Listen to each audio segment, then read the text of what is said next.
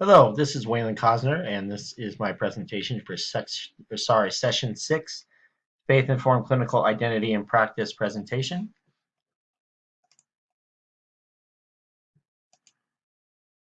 We'll start out with empathy and the New Testament when we're looking into um, what we've learned about empathy in the Bible, particularly in the New Testament. For me, the whole Bible is just ingrained with empathy, especially the New Testament, just from the empathy that Christ showed us. A perfect representation of that for me is Philippians 2:3-8. Do nothing out of selfish ambition or vain conceit, rather in humility value others above ourselves, not looking to other interests, but each of you to the interests of the others. In your relationship with one another, have the same mindset as Jesus Christ, who is being in very good nature God, but not consider equality with God something to be used in his own advantage. I find that very important. I'm not going to continue to read the rest, but I find that point very important that Jesus knew he was equal to God, that he was God, but he presented himself as human and he took on everything that was human. And to me, that is the epitome of empathy. Empathy for the human race and for us as people, and becoming us, and suffering like us, to feel what it is like us, so that we can in turn empathize with him. Three biblical stories that outline good examples of empathy or lack of empathy for me. Two from our readings. One is the story of the Good Samaritan, and just showing that even though good people are good, it's usually you're more likely to help the ones that you know that are your neighbors and that you understand. And that's empathy, because you know them, you're going to be more likely to understand them. And Jesus used a great representation of that in that story. The story of Job has so many parables and uh, things that we can learn from it. But when it concerns empathy, when everything is stripped away from Job, the lack of empathy from his wife and just saying to give up is an example of a lack of empathy. And then the empathy of his friends, just come to his side and listen to him and be with him, and just understand, because they had what he had, and it was stripped away, what it would feel like, and to be there for him. That's a great example of empathy as well. And then the third is Luke 4:1-13, when Christ descended into the wilderness, starves himself. And in all those times, he could have acted unhumanly and outside of the realm of the laws of God for man, but he did not. Yeah, he acted within the laws of God for man, and trusted in God and the laws that he gave for man, not for Christ, not for God, but for man. And by doing that, he showed, well, once again, that he was ready for his ministry, and that he was also ready to empathize with people and understanding who he was, but knowing that he had to be with them to be a part of that. I want to focus on one specific biblical event that describes empathy to me.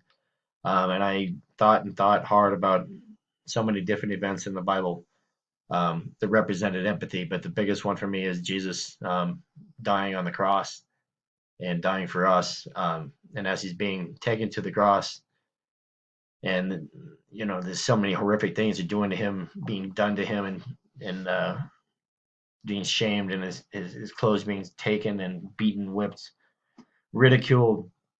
He asked God to forgive man, because they do not know what they're doing. He understands who man is. He is part man, and that asking God for the forgiveness of man at that moment is the definition of empathy, to me. Also, too, when he's on the cross, uh, and he's dying right before he dies, and he's right next to the two thieves, and the thieves beg him to remember him when he gets to heaven, and Jesus reassures him that they'll see him that day in heaven. And God can see their heart, and Jesus can see their heart. But the empathy that he showed towards those men when they were dying, that he was in the same boat, but he put it back on them. That they will be with him. And at that point, they knew he was the Lord, and they knew he was the Savior, and he reassured them at that point and empathized with them uh, in their perils, and knowing that they were innocent as well as he was, and he knew what it felt like to die for something he didn't do, or that he didn't deserve to die for. All right. Um, Empathy and neuroscience have a direct connection, and in this class, I've learned a lot that have actually it's been quite amazing to me. The biggest thing that I've taken from it is the understanding of the mirror neuron system and how our brains are activated even when we're just seeing something happen, not when we're actually physically doing it, which is showing that we're feeling what that other person is feeling and going through the emotions of what that other person's going through. Um, so, in that being said, we're able to judge that, we're able to measure that, so we're able to work on that and create therapies that can either minimize or maximize that. The other thing that's quite interesting to me is to be able to see the differences between different groups of people as it pertains to empathy through through this system.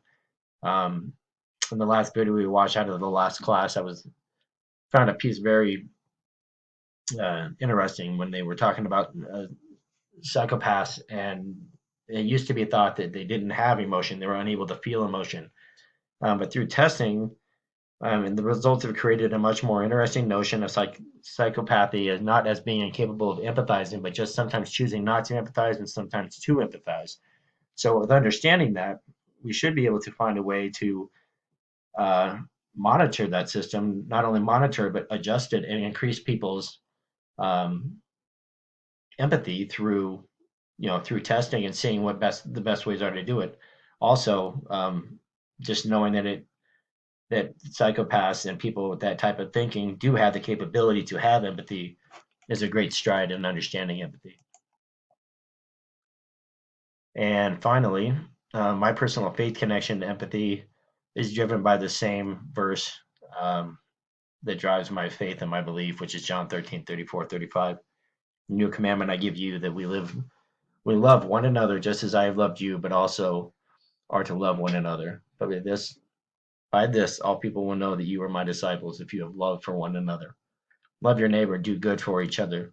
And in doing that, it creates empathy because you are sharing with your neighbor. You don't have to always agree with your neighbor, but you must love them. It's a commandment. And it's a pretty high commandment because we are asked to love as God loved us. And Jesus loved us with so much empathy towards what we did, and tried to empathize with us. So, in turn, like I said before, we can empathize with him on what he had done for us, and the truly great sacrifices that he made for us. So, my personal faith connection to empathy is that new commandment, and loving your neighbor. And in loving your neighbor, you get to know your neighbor. You create more empathy for your neighbor, and that spreads by the word of God, and then that's how they know that we're believers in Christ. So, thank you for your time, and I appreciate it. Here are my references, and thank you again.